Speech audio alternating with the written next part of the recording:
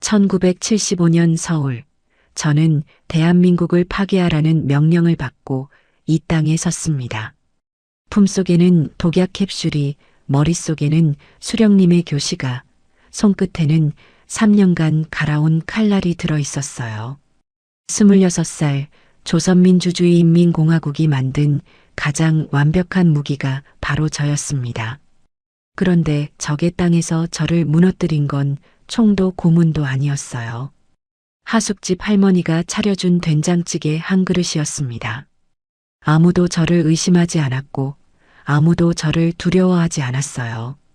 사람들은 정부를 욕하면서도 웃고 있었고 서점에는 읽어도 되는 책이 끝없이 쌓여 있었죠. 저는 보고서를 쓰는 손이 떨리기 시작했습니다. 그때 조직에서 감시자가 내려왔어요. 제가 가장 믿었던 동지, 함께 훈련받았던 그 사람이었습니다. 그리고 저는 선택해야만 했어요. 돌아갈 것인가, 돌아가지 않을 것인가. 지금부터 그 이야기를 시작하겠습니다. 평양의 가다를 찾아주셔서 감사합니다. 구독과 좋아요는 자유를 향해 위험을 감수한 탈북민에게 힘이 됩니다. 그럼 이야기 시작합니다. 평양의 겨울은 매서웠습니다. 대동강 위로 불어오는 칼바람이 온 도시를 핥히고 지나갔고 거리를 걷는 사람들의 입에서는 하얀 입김이 쉴 새 없이 피어올랐어요. 저는 그의 겨울 14살이었습니다. 매일 아침 어머니가 끓여주신 옥수수죽 한 그릇을 비우고 학교로 향하는 길, 저는 가슴에 붉은 넥타이를 메고 걸었죠. 소년단 넥타이를 맨다는 건 수령님의 아이라는 뜻이었고 저는 그 사실이 온 세상을 가진 것처럼 자랑스러웠던 겁니다. 우리 집은 평양 중구역의 간부 아파트에 있었어요. 아버지는 조선인민군 대저였습니다. 한국 전쟁 때 낙동강 전선에서 세운 공로로 김일성 원수님께 직접 훈장을 받으신 분이었죠. 거실 벽에는 그 훈장이 걸려 있었습니다. 금빛 테두리가 둘러진 액자 안에 빛바랜 사진 한 장과 함께요. 사진 속 아버지는 25살쯤 되어 보였고 군복 차림으로 김일성 원수님 옆에 서서 경례를 하고 있었어요. 저는 그 사진을 볼 때마다 심장이 뜨거워지는 걸 느꼈습니다. 언젠가 나도 저 자리에 서겠다고, 아버지처럼 수령님께 충성을 바치는 군인이 되겠다고 매일 밤 다짐했던 거예요. 아버지는 말이 적은 분이었습니다. 집에 돌아오시면 군복을 벗고 조용히 책상 앞에 앉아 무언가를 쓰셨어요. 무엇을 쓰시는지 물어본 적이 있었죠. 아버지는 고개만 돌려 저를 한번 바라보시고는 다시 펜을 들었습니다. 그때 아버지의 눈빛이 어떤 것이었는지 저는 오랜 세월이 지나서야 이해하게 되었어요. 그건 충성의 눈빛이 아니었습니다. 지금 생각하면 그건 무언가를 견디고 있는 사람의 눈이었던 거예요. 하지만 14살의 저는 그런 걸 알 리 없었습니다. 저에게 세상은 단순했어요. 위대한 수령님이 계시고 조선 노동당이 이끌어 주시고 인민은 그 은혜 속에서 살아가는 것이었죠. 학교에서는 매일 그렇게 가르쳤습니다. 남조선은 미제의 식민지이며 그곳 인민들은 굶주림과 착취 속에 신음하고 있다고요. 저는 그 말을 한치의 의심도 없이 믿었어요. 교과서에 실린 사진들을 보면 남조선 사람들은 누더기를 걸치고 거리에서 구걸하고 있었고 미군 병사들이 총을 들고 그들을 감시하고 있었으니까요. 그 사진들이 진짜인지 가짜인지 그때의 저는 의심할 줄 몰랐던 겁니다. 학교가 끝나면 저는 곧장 소년단 활동에 참여했습니다. 군사훈련이라고 불렀지만 사실은 목총을 들고 구호를 외치며 운동장을 뛰어다니는 것이었어요. 그래도 저는 진지했습니다. 혁명의 전사가 되기 위한 첫걸음이라고 믿었으니까요. 동급생들 중에는 대충하는 아이들도 있었지만 저는 달랐어요. 아버지의 아들이라는 자부심이 저를 누구보다 열심히 뛰게 만들었던 겁니다. 교관 선생님도 저를 특별히 눈여겨보셨죠. 최대자의 아들답다고 장래가 촉망된다고 하셨습니다. 그해 겨울, 아버지가 갑자기 저를 대동강변으로 데려가신 적이 있었어요. 강은 이미 얼어붙어 있었고 바람은 얼굴을 베듯이 차가웠습니다. 아버지는 한참 동안 강 건너편을 바라보시다가 제게 물으셨어요. 진여가 충성이란 게 뭐라고 생각하느냐고요. 저는 주저없이 대답했습니다. 수령님을 위해 목숨을 바치는 것이라고요. 아버지는 아무 말씀 없이 고개를 끄덕이셨어요. 하지만 그 고개가 동의의 뜻이었는지 아니면 다른 무엇이었는지 저는 그날 읽어내지 못했습니다. 집으로 돌아오는 길에 아버지가 제 어깨를 잡으셨어요. 큰 손이었습니다. 거칠고 두꺼운 군인의 손이었죠. 아버지는 제 눈을 똑바로 들여다보시며 말씀하셨습니다. 어떤 상황에서도 살아남아야 한다고, 그것이 진짜 충성이라고요. 저는 그 말의 무게를 이해하지 못한 채 그저 고개를 끄덕였습니다. 아버지가 왜 그런 말씀을 하셨는지 그 답을 찾기까지 저는 10수년이라는 시간이 더 필요했던 거예요. 그날 밤 저는 이불 속에서 아버지의 훈장을 떠올리며 잠이 들었습니다. 붉은 별이 새겨진 그 훈장이 어둠 속에서도 빛나는 것 같았어요. 저는 그 빛을 따라가면 되는 줄 알았습니다. 그 별이 저를 올바른 곳으로 인도해 줄 거라고 굳게 믿었죠. 1968년 평양의 겨울, 14살 소년 최진혁은 그렇게 붉은 별 아래에서 꿈을 꾸고 있었던 겁니다. 그 별이 저를 어디로 데려갈지 그때는 정말 아무것도 몰랐어요. 1974년 20살이 된 저는 인민군에 입대했습니다. 아버지의 아들이라는 이유만으로도 주목을 받았지만 저는 그 이름값을 해내고 싶었어요.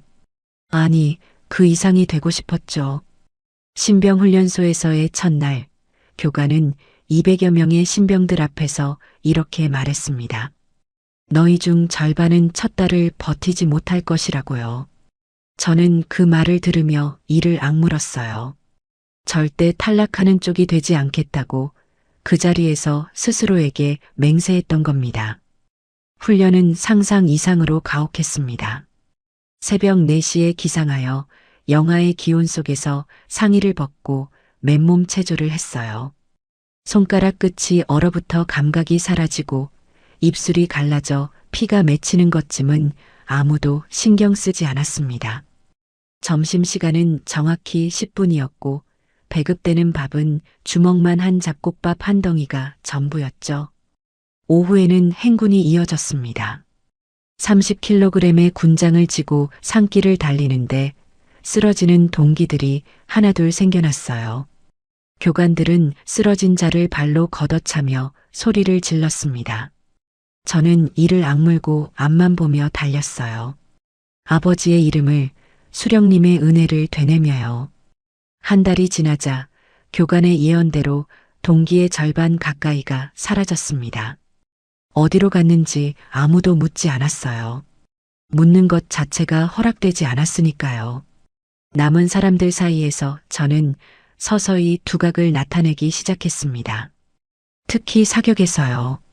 처음 실탄 사격을 했을 때 교관이 제 표적지를 보고 눈을 크게 떴던 것을 기억해요. 5발 중 4발이 정중앙에 박혀 있었거든요. 교관은 표적지를 한참 들여다보더니 고개를 돌려 저를 바라봤습니다. 그 시선에는 놀라움과 함께 무언가를 계산하는 듯한 빛이 담겨 있었어요. 그날 이후 사격 훈련이 있을 때마다 교관들이 제 뒤에 서서 지켜보기 시작했습니다. 저는 그것이 부담이 아니라 영광이라고 느꼈어요. 사격뿐만이 아니었습니다.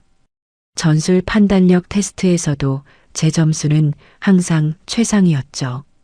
지도를 보고 적의 매복 위치를 추론하거나 제한된 정보 안에서 최적의 이동 경로를 찾아내는 것이 저에게는 자연스러운 일이었어요. 교관들은 제가 아버지의 피를 물려받았다고 수군거렸습니다. 저는 그 말이 세상에서 가장 값진 칭찬이라고 느꼈던 거예요. 입대 6달째 갑자기 저에게 특수부대 전환 명령이 떨어졌습니다. 아무런 사전 통보도 없이 어느 날 아침 교관이 제 이름을 호명하더니 짐을 싸서 나오라고 했어요. 이유는 알려주지 않았습니다. 군대에서 이유를 묻는 것은 불복종과 같았으니까요. 저는 군장을 꾸리면서도 가슴이 두근거렸어요. 특수부대라는 단어가 주는 무게감 때문이었습니다. 동기들이 부러움과 두려움이 섞인 눈으로 저를 바라봤던 것이 기억나요. 그중 한 명이 작은 목소리로 말했습니다. 거기 가면 다른 세상이라고 조심하라고요. 특수부대 기지에 도착한 순간 공기가 달라졌음을 느꼈습니다. 일반 부대와는 차원이 다른 긴장감이 온 기지를 감싸고 있었어요. 병사들의 눈빛이 달랐고 걸음걸이가 달랐고 침묵의 무게가 달랐습니다. 이곳에서는 아무도 불필요한 말을 하지 않았어요. 저는 배치된 첫날부터 이전과는 완전히 다른 수준의 훈련에 투입되었습니다. 백병전, 폭파, 잠입, 탈출, 신문 대응까지요. 매일 밤 몸이 부서지는 것 같았지만 저는 단 한 번도 포기를 떠올리지 않았어요.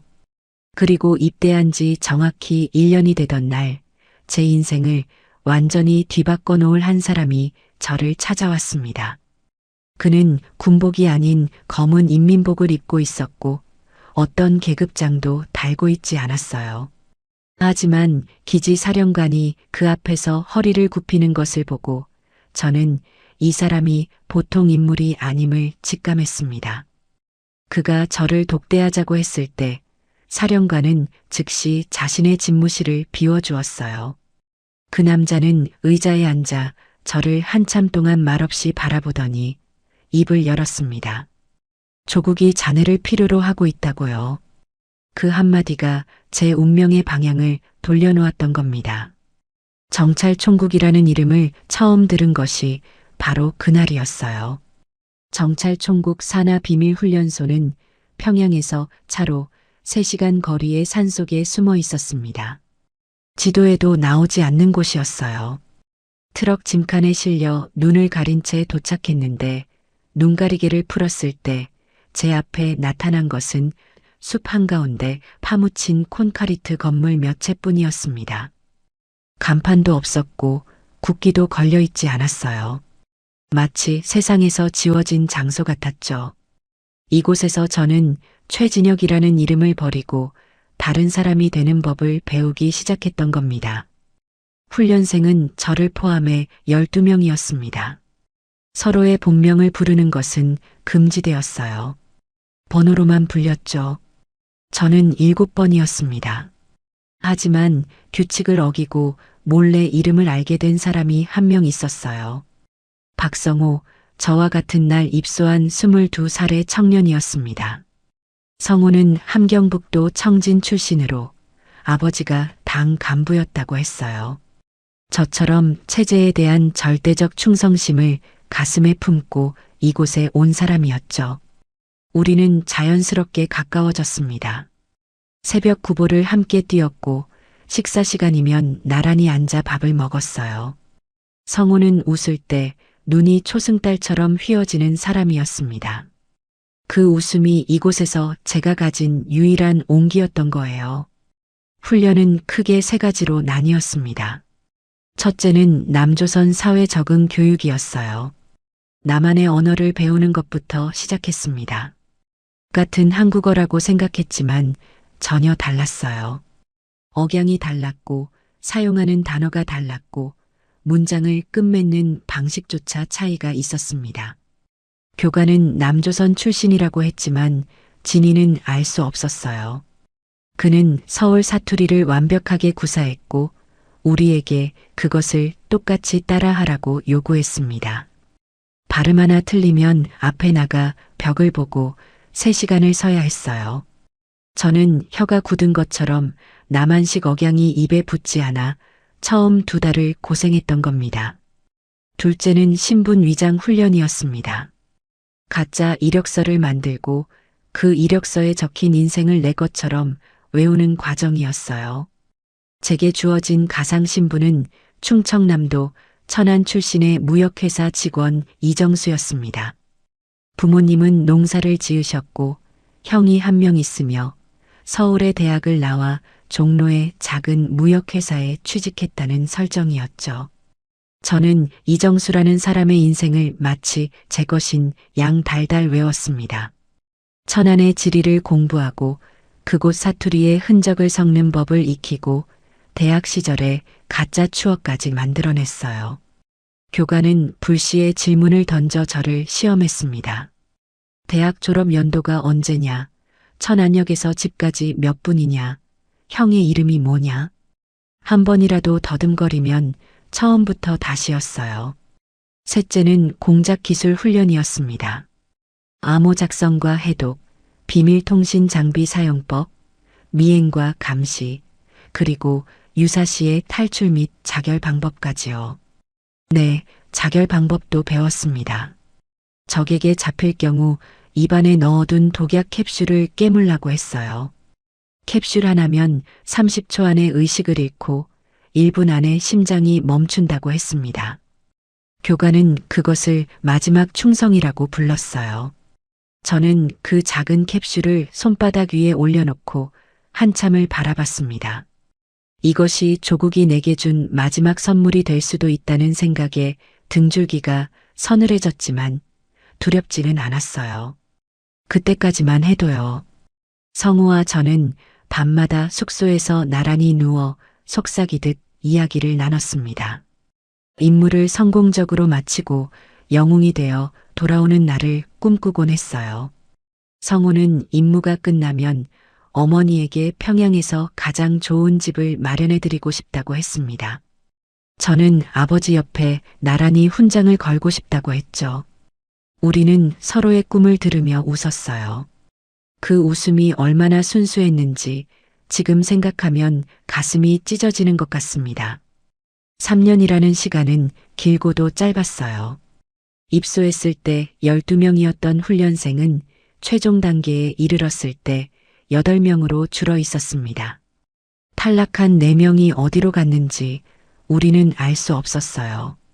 다만 그들의 침대가 하루아침에 비어 있었고 그 자리에 아무것도 남아있지 않았다는 것만 알았죠. 교관은 그들에 대해 한마디도 하지 않았고 우리도 묻지 않았습니다.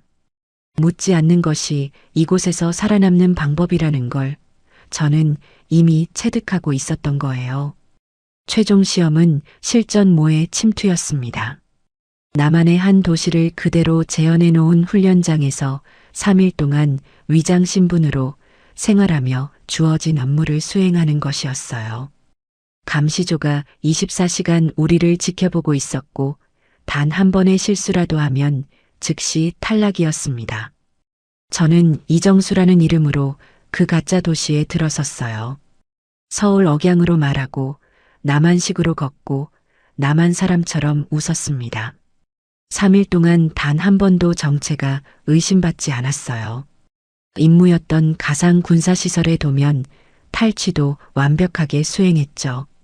결과 발표 날 교관은 제 이름 대신 번호를 부르며 말했습니다. 최우수라고요. 저는 그 순간 가슴이 터질 것 같은 자부심을 느꼈던 겁니다. 하지만 그날 밤 모든 것이 달라졌어요. 시험에 탈락한 동기가 1명 있었습니다. 9번 24살의 마른 청년이었어요. 이름은 끝내 알지 못했습니다. 그저 9번이라고만 불렀죠. 그는 모의 침투 이틀째에 남한식 인사법을 실수했다가 감시조에 적발되었어요. 결과 발표가 끝나고 1시간도 지나지 않아 2명의 보위부원이 숙소로 들이닥쳤습니다.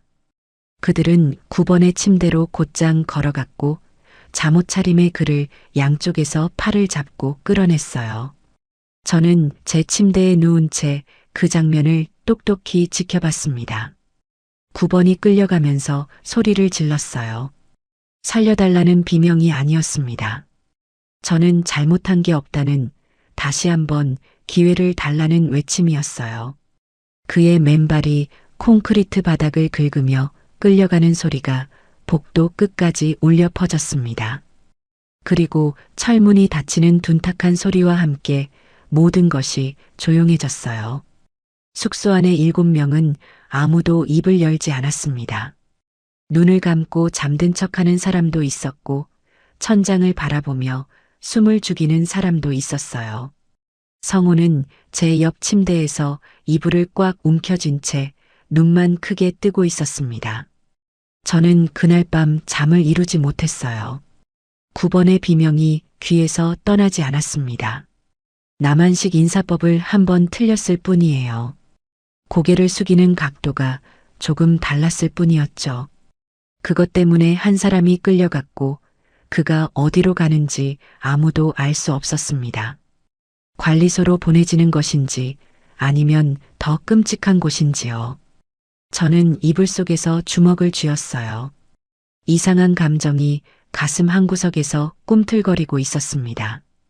그것이 무엇인지 정확히 이름 붙일 수는 없었지만 분명 이전에는 느껴본 적 없는 것이었어요.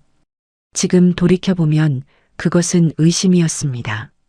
아주 미세한, 그러나 한번 생겨나면 결코 사라지지 않는 종류의 균열이었던 거예요. 다음 날 아침 교관은 아무 일도 없었다는 듯 훈련을 계속했습니다. 9번의 침대는 이미 깨끗이 정리되어 있었어요. 시트가 새 것으로 교체되어 있었고 개인 물품은 흔적도 없이 치워져 있었습니다. 마치 처음부터 그 자리에 아무도 없었던 것처럼요. 교관은 우리를 모아놓고 말했습니다. 혁명의 길에서 낙오하는 자는 스스로 그 길을 포기한 것이라고요. 동정은 적에게 보내는 것이 아니라 수령님께 바치는 것이라고요. 나머지 7명은 일제히 고개를 끄덕였습니다. 저도 끄덕였어요. 하지만 제 고개가 끄덕여지는 동안에도 마음 한편에서는 무언가가 고개를 가로젓고 있었던 겁니다. 그 후로 며칠 동안 저는 평소와 다름없이 훈련에 임했습니다. 아니, 오히려 더 열심히 했어요. 마음속의 균열을 훈련의 강도로 덮어버리려 했던 거죠. 사격을 했고, 체력 단련을 했고, 나만의 최신 신문 기사를 분석하는 과제를 수행했습니다. 하지만 밤이 되면 어김없이 9번의 비명이 떠올랐어요. 콘크리트 바닥을 긁던 맨발의 소리가요. 성호에게 이 이야기를 할까 몇 번이나 망설였지만 결국 입을 열지 못했습니다. 이곳에서 의심을 입 밖에 내는 것이 얼마나 위험한 일인지 9번의 사례가 너무나 선명하게 보여주고 있었으니까요. 어느 날 밤 성호가 먼저 말을 걸어왔어요. 잠이 안 오냐고, 무슨 생각을 하고 있냐고요. 저는 아무것도 아니라고 대답했습니다. 성호는 한참 동안 침묵하다가 작은 목소리로 말했어요. 자기도 잠이 안 온다고, 요즘 자꾸 이상한 꿈을 꾼다고요. 무슨 꿈이냐고 물었더니 성호는 대답하지 않았습니다. 그저 이불을 끌어올리며 벽 쪽으로 몸을 돌렸어요. 저는 성호의 등을 바라보며 생각했습니다. 이 친구도 같은 것을 느끼고 있는 건지 아니면 완전히 다른 무언가에 시달리고 있는 건지요. 우리 사이에 놓인 침묵이 동지애였는지 공포였는지 그때는 구분할 수 없었어요. 최종 시험이 끝나고 일주일 뒤 교관이 전원을 소집했습니다. 합격자 7명 전원에게 임무가 배정될 것이라는 통보였어요. 구체적인 시기와 지역은 개별 통보된다고 했습니다. 교관의 말이 끝나자 훈련생들 사이에서 긴장감이 전류처럼 흘렀어요. 3년간 준비해온 순간이 드디어 눈앞에 다가온 것이었습니다. 저는 가슴이 뛰는 것을 느꼈어요. 흥분이었는지 두려움이었는지 아마 둘 다였을 겁니다. 그리고 그 두 감정 사이 어딘가에 9번의 비명이 여전히 메아리치고 있었죠. 저는 그 소리를 애써 눌러 담으며 경례를 했습니다. 조국을 위하여 라고 외치면서요. 그 구호가 제 입에서 나오는 동안 혀끝이 미세하게 떨리고 있었다는 것을 저만이 알고 있었던 거예요. 1975년 봄, 드디어 난파 명령이 떨어졌습니다. 교관이 저를 독대실로 불렀을 때 저는 이미 예감하고 있었어요. 좁은 방 안에는 교관 외에 처음 보는 두 사람이 더 앉아 있었습니다. 한 사람은 정찰 총국 간부였고 다른 한 사람은 끝내 소속을 밝히지 않았어요. 그들은 테이블 위에 서류 봉투 하나를 놓았습니다. 안에는 대한민국 주민등록증, 운전면허증, 대학 졸업증명서, 이력서가 들어 있었어요. 모두 이정수라는 이름으로 발급된 것이었죠. 위조 수준이 얼마나 정교했는지 저조차도 진짜와 구별할 수 없었습니다. 그 다음으로 건네받은 것은 작은 금속 케이스였어요. 열어보니 안에 투명한 캡슐 하나가 솜에 쌓여 들어 있었습니다. 독약 캡슐이었죠. 훈련 때 수없이 보고 만져봤지만 실제로 제 것으로 지급받는 순간의 무게는 전혀 달랐어요. 교관이 말했습니다. 이것은 최후의 수단이며 적에게 생포될 경우 반드시 사용해야 한다고요. 저는 캡슐을 손바닥 위에 올려놓고 바라봤습니다. 이 작은 유리알 하나에 제 목숨이 담겨 있었어요. 조국이 저에게 준 마지막 명령이 이 안에 들어 있었던 겁니다. 임무 브리핑은 2시간 넘게 이어졌습니다. 침투 경로는 서해 해상 루트였고 상륙 지점은 충청남도 해안의 한 어촌이었어요. 상륙 후 서울까지의 이동 경로, 정착할 하숙집의 위치, 취직할 무역회사의 정보까지 모든 것이 이미 준비되어 있었습니다. 제가 할 일은 이정수라는 사람이 되어 서울에 자연스럽게 녹아든 뒤 군사시설 정보를 수집하여 암호화된 보고서로 북에 전송하는 것이었어요. 교관은 마지막으로 이렇게 말했습니다. 자네는 조선민주주의인민공화국이 만든 가장 정밀한 무기라고요. 자네가 실패하면 조국이 실패하는 것이라고요. 저는 가슴에 손을 얹고 맹세했습니다. 목숨을 바쳐 임무를 완수하겠다고요. 브리핑이 끝나고 숙소로 돌아왔을 때 성우가 복도에서 기다리고 있었어요. 그의 표정을 보는 순간 저는 알 수 있었습니다. 성우도 같은 통보를 받은 것이었죠. 우리는 아무 말 없이 서로를 바라봤어요. 눈빛만으로도 충분했습니다. 성우가 먼저 손을 내밀었어요. 저는 그 손을 잡았습니다. 차가운 손이었지만 그 악수에는 말로 다 할 수 없는 것들이 담겨 있었어요. 살아서 다시 만나자는 약속, 영웅이 되어 돌아오자는 다짐, 그리고 서로에 대한 깊은 신뢰가요. 저는 그때 성우의 눈에 비친 감정이 전부 진심이라고 믿었습니다. 의심할 이유가 없었으니까요. 출발은 이틀 뒤였습니다. 그 전에 저에게 허락된 시간은 단 하루 가족에게 마지막 인사를 할 수 있는 시간이었어요. 물론 임무에 대해서는 단 한마디도 할 수 없었습니다. 그저 군 복무가 연장되어 당분간 연락이 어려울 수 있다는 정도만 말하라고 지시받았죠. 저는 호위원 한 명과 함께 평양으로 향했습니다. 차 안에서 창밖을 바라보며 생각했어요. 이 풍경을 다시 볼 수 있을까? 이 땅을 다시 밟을 수 있을까 하고요. 들판 위로 지는 노을이 유난히 붉었습니다. 마치 피처럼요. 어머니는 제가 왔다는 말에 부엌에서 뛰어나오셨어요. 쪼그라든 어깨, 깊어진 주름, 허옇게 센 머리카락. 1년 사이에 어머니는 많이 늙으셨습니다. 어머니는 제 얼굴을 두 손으로 감싸 쥐고 한참을 들여다보셨어요. 어디 다친 데 없느냐고, 밥은 잘 먹고 있느냐고 물으셨습니다. 저는 괜찮다고, 건강하다고 대답했어요. 그 말이 목구멍에 걸려 나오질 않아서 몇 번이나 기침을 해야 했죠. 어머니는 부엌으로 달려가 밥을 차리기 시작하셨습니다. 된장찌개를 끓이시고 김치를 썰고 어디서 구하셨는지 달걀 2개를 부쳐내 오셨어요. 배급이 넉넉할 리 없는 시절에 어머니는 아들을 위해 있는 것을 전부 꺼내셨던 겁니다. 밥을 먹는 동안 저는 한마디도 하지 못했습니다. 젓가락을 드는 손이 떨려서 밥알을 자꾸 흘렸어요. 어머니는 그런 저를 보면서도 아무것도 묻지 않으셨습니다. 그저 조용히 반찬을 제 앞으로 밀어주셨을 뿐이에요. 식사가 끝나고 어머니가 설거지를 하시는 동안 저는 거실벽에 걸린 아버지의 훈장을 바라봤습니다. 아버지는 이미 2년 전에 돌아가셨어요. 전쟁 때 입은 부상의 후유증이 오래 세월 동안 몸을 갉아먹은 끝이었죠. 아버지, 저는 이제 아버지가 걸으신 길 위에 서 있습니다. 속으로 그렇게 중얼거렸어요. 밤이 깊어지고 떠나야 할 시간이 왔습니다.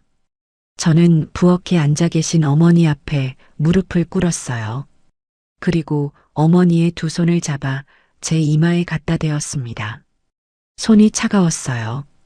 뼈마디가 굵어진 거친 손이었습니다. 한평생 노동과 가난 속에서 살아온 손이었죠. 저는 그 손의 온기를 기억하려고 한 올 한 올 새기려고 눈을 꼭 감았습니다. 어머니가 제 머리를 쓰다듬으며 말씀하셨어요. 몸성이 돌아와야 한다고요. 꼭이라고요. 저는 네 하고 대답했습니다. 그 한마디가 제 인생에서 가장 무거운 거짓말이 될 줄은 그때 정말 몰랐던 거예요. 문을 나서며 뒤를 돌아보지 않으려고 했지만 결국 한번 돌아봤습니다. 어머니가 문틈 사이로 저를 바라보고 계셨어요. 그 얼굴이 지금도 눈에 선합니다. 40년이 넘는 세월이 흘렀지만 그 밤의 어머니 얼굴만큼은 단 하루도 잊은 적이 없었어요. 1975년 여름 저는 서해의 어둠 속을 뚫고 남한 땅에 발을 디뎠습니다. 충청남도 해안의 작은 어촌이었어요. 고무보트에서 내려 젖은 모래를 밟는 순간 다리가 후들거렸습니다. 파도 소리 외에는 아무 소리도 들리지 않았어요. 미리 준비된 민간인 복장으로 갈아입고 잠수복과 장비를 모래 속에 묻었습니다. 주머니 안에는 이정수의 주민등록증, 무역회사 재직증명서, 그리고 안쪽 주머니 깊숙이 독약 캡슐이 들어 있었어요. 해안도로를 따라 걸으며 미리 외워둔 경로대로 움직였습니다. 새벽 첫 차를 타기 위해 가장 가까운 시외버스 정류장으로 향했죠. 3년간의 훈련이 제 몸을 자동으로 움직이게 했어요. 머리는 차가웠고 심장은 뜨거웠습니다. 버스에 올라탄 순간부터 모든 것이 시험이었습니다. 옆자리에 앉은 노인이 어디 가느냐고 물었어요. 서울에 있는 회사로 출근한다고 지방 출장을 마치고 돌아가는 길이라고 대답했습니다. 남한식 억양이 자연스럽게 나왔어요. 3년간 혀가 닳도록 연습한 보람이 있었던 거죠. 노인은 고개를 끄덕이며 더 이상 묻지 않았습니다. 하지만 저는 그 짧은 대화 동안 손바닥에 땀이 흥건했어요. 이정수로서의 첫 번째 대화였으니까요. 버스 창밖으로 스쳐가는 남한의 풍경을 바라봤습니다. 논밭 위로 아침 안개가 피어오르고 작은 마을의 지붕들이 햇살에 반짝이고 있었어요. 교과서에서 본 굶주린 남조선의 모습은 어디에도 없었습니다. 하지만 저는 그때까지만 해도 그것을 의미 있게 받아들이지 않았어요. 농촌이니까 그렇겠지, 서울에 가면 다르겠지, 라고 스스로를 설득했던 겁니다. 서울에 도착한 것은 오후 2시쯤이었습니다. 서울역에서 내렸을 때 저는 사람의 물결에 압도당했어요. 이렇게 많은 사람이 한꺼번에 움직이는 것을 본 적이 없었습니다. 평양에도 사람은 많았지만 분위기가 완전히 달랐어요. 여기 사람들은 제각각이었습니다. 걸음걸이도 다르고 옷차림도 다르고 표정도 다르고 목소리의 크기도 달랐어요. 누군가는 소리내어 웃고 있었고 누군가는 길거리에서 신문을 펼쳐 읽고 있었습니다. 평양에서라면 상상할 수 없는 광경이었죠. 거리에는 자동차가 쉴 새 없이 달리고 있었고 상점 진열대에는 물건이 넘쳐나고 있었어요. 과일 가게 앞을 지나는데 사과가 산처럼 쌓여 있었습니다. 북에서는 당 간부의 식탁에서나 볼 수 있었던 사과가요. 저는 걸음을 멈추고 그 사과 더미를 멍하니 바라봤어요. 가게 주인이 하나 사가라고 했습니다. 저는 정신을 차리고 고개를 저으며 자리를 떠났어요. 미리 지정된 하숙집은 종로구의 한 골목 안에 있었습니다. 2층짜리 낡은 건물이었고 주인은 60이 넘어 보이는 할머니였어요. 저는 회사 동료의 소개로 왔다고 말했습니다. 할머니는 별다른 의심 없이 2층 구석방을 내어주셨어요. 방은 좁았지만 깨끗했습니다. 얇은 이불과 작은 경대, 나무 책상 하나가 전부였죠. 저는 짐을 내려놓고 방문을 닫은 뒤 한참 동안 바닥에 주저앉아 있었습니다. 드디어 임무가 시작된 것이었어요. 이 순간부터 최진혁은 존재하지 않았습니다. 오직 이정수만이 이 방에 앉아 있었던 거예요. 다음 날부터 무역회사에 출근했습니다. 종로의 한 작은 빌딩 3층에 있는 수출입 무역회사였어요. 직원은 10명 남짓이었고 주로 동남아시아 지역과의 자파 무역을 취급하고 있었습니다. 물론 이 회사가 정상적인 회사인지 아니면 조직이 미리 심어놓은 위장 거점인지 저는 알 수 없었어요. 다만 제가 할 일은 이곳에서 평범한 직장인으로 생활하며 자연스럽게 사회에 스며드는 것이었습니다. 첫날 회사에 들어섰을 때 동료들이 환하게 웃으며 인사를 했어요. 어서 오라고, 잘 부탁한다고요. 악수를 청하는 사람도 있었고 어깨를 툭 치며 편하게 있으라고 하는 사람도 있었습니다. 저는 그 자연스러운 친절함 앞에서 한순간 말을 잃었어요. 적의 땅에서 적들이 저에게 보여준 첫 번째 모습은 적대감이 아니라 환대였던 겁니다. 서울에서의 생활이 한 달, 2달 쌓여가면서 저는 점점 혼란의 늪에 빠져들고 있었습니다. 임무는 순조로웠어요. 회사 일을 하면서 자연스럽게 주변 군사시설의 위치와 규모를 파악했고 주기적으로 암호화된 보고서를 북에 전송했습니다.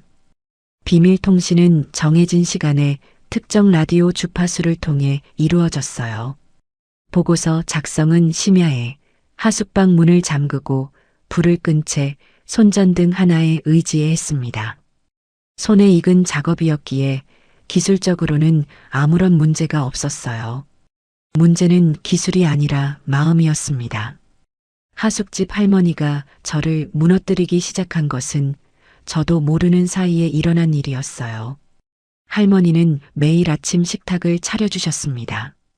된장찌개, 김치, 나물 반찬, 가끔은 생선구이까지요. 저는 처음에 의심했어요. 왜 이 할머니는 남에게 이렇게까지 잘해주는 걸까? 혹시 무언가를 알고 있는 건 아닐까 하고요. 하지만 할머니의 친절에는 아무런 계산이 없었습니다. 그저 혼자 사는 청년이 밥을 못 챙겨 먹을까봐 걱정하시는 것이었어요. 어느 날 감기에 걸려 방에 누워 있었는데 할머니가 죽을 쑤어 올려 보내주셨습니다. 문 앞에 쟁반을 놓으시며 말씀하셨어요. 어머니가 보고 싶으면 언제든 말하라고, 자기가 어머니 노릇을 해줄 테니까 하고요. 그 말을 듣는 순간 저는 숟가락을 든 채 한참 동안 움직일 수 없었습니다. 어머니라는 단어가 가슴 한가운데를 관통했어요. 평양에 두고 온 어머니가 떠올랐습니다. 문틈 사이로 저를 바라보시던 그 얼굴이요. 저는 죽을 한술 떠먹으며 눈물이 쏟아지는 것을 참아야 했어요. 된장찌개 한 그릇이, 죽 한 그릇이 간첩 훈련 3년보다 더 강력한 무기였던 겁니다. 조국이 저에게 준 독약 캡슐보다 할머니의 밥상이 저를 더 깊이 흔들었어요. 회사 생활도 제 내면의 균열을 넓혀가고 있었습니다.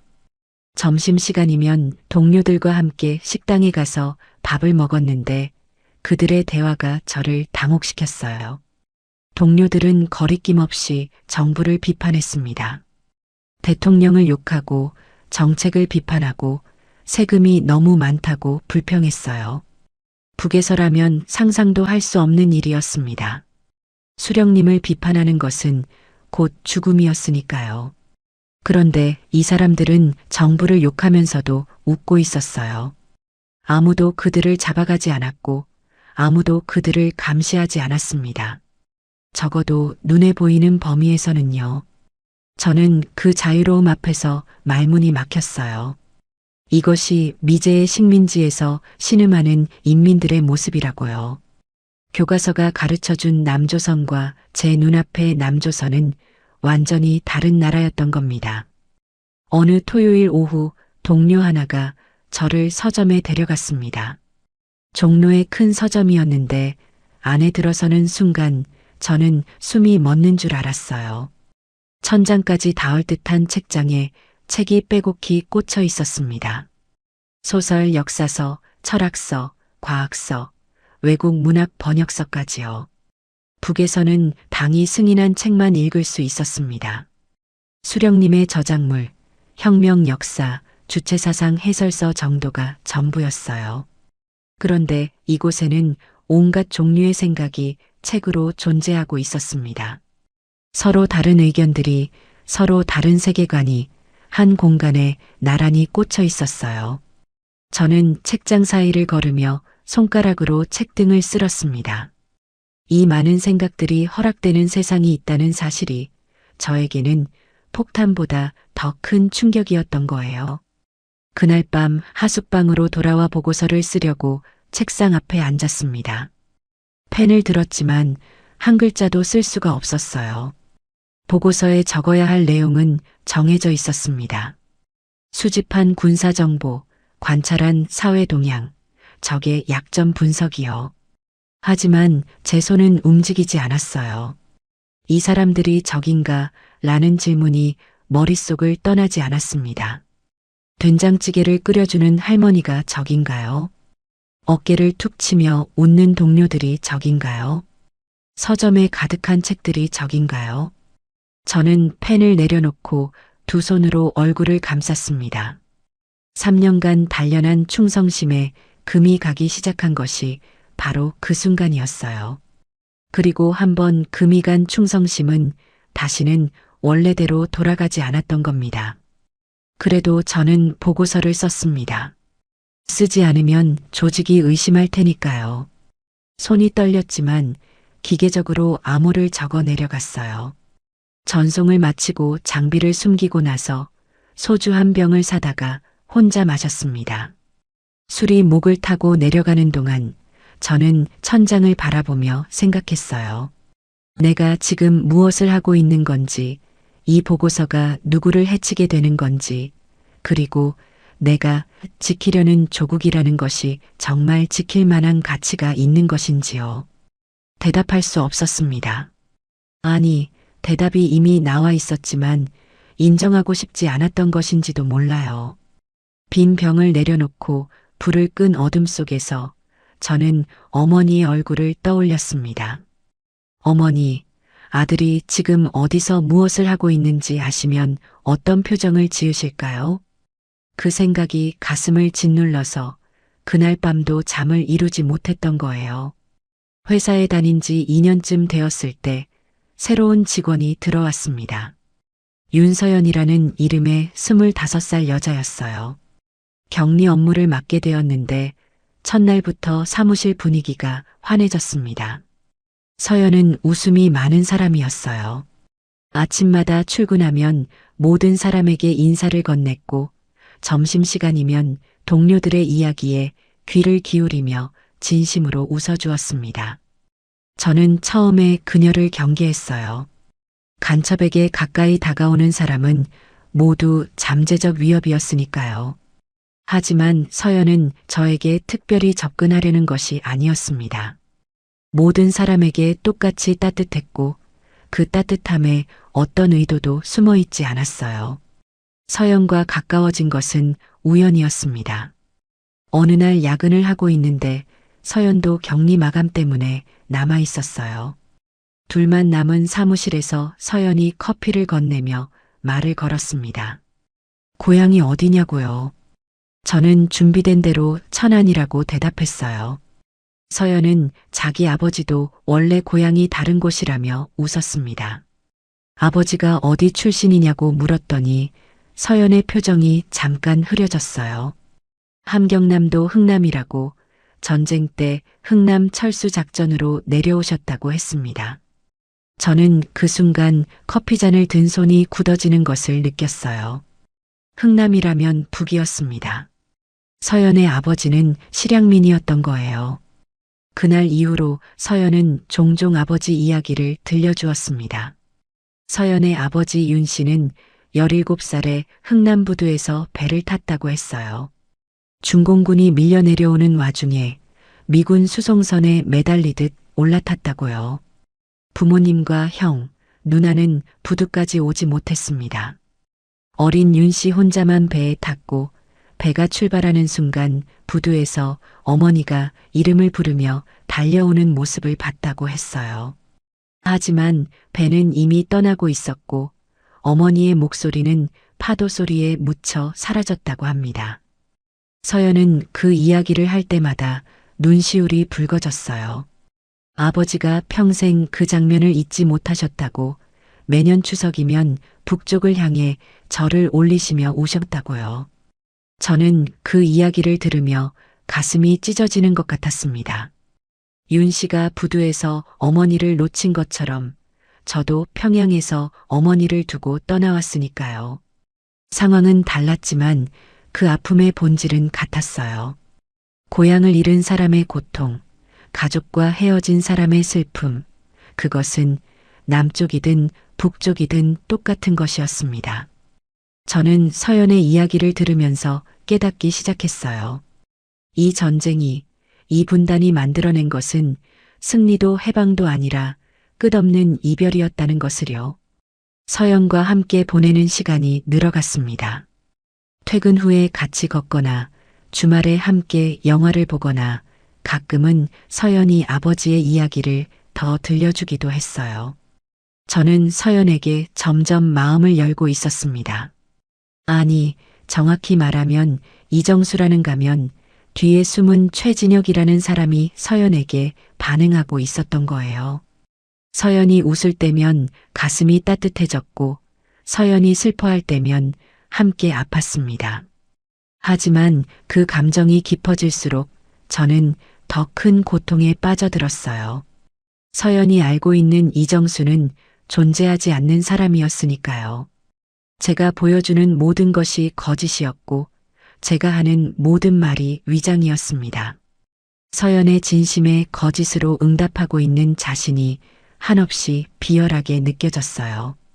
그러던 어느 날 서연이 저를 집으로 초대했습니다. 아버지가 한번 보고 싶어 하신다고요. 저는 망설였지만 거절할 수 없었어요. 서연의 집에 들어섰을 때 거실에 앉아 계신 윤 씨의 얼굴을 보는 순간 발이 얼어붙었습니다. 60이 넘은 노인이었지만 눈빛은 여전히 날카로웠어요. 실향민 특유의 억양이 섞인 말투로 저에게 이것저것 물으셨습니다. 고향이 어디냐, 부모님은 건강하시냐, 서연이를 어떻게 생각하느냐고요. 저는 준비된 거짓말들을 늘어놓았습니다. 하지만 윤 씨가 마지막에 한 말이 저를 관통했어요. 이정수 씨, 고향이란 게 있다는 건 행복한 거야. 나처럼 돌아갈 수 없는 사람도 있으니까 라고 하셨습니다. 저는 고개를 숙인 채 아무 대답도 하지 못했어요.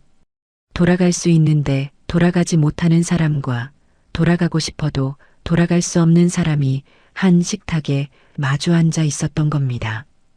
그날 밤 하숙방으로 돌아오는 길에 하늘을 올려다봤습니다. 별이 보였어요. 같은 별이 평양에서도 보이겠지 라는 생각이 스쳤습니다. 어머니도 지금 이 별을 보고 계실까요? 서연의 아버지도 같은 별을 보며 흥남의 어머니를 떠올리고 계실까요?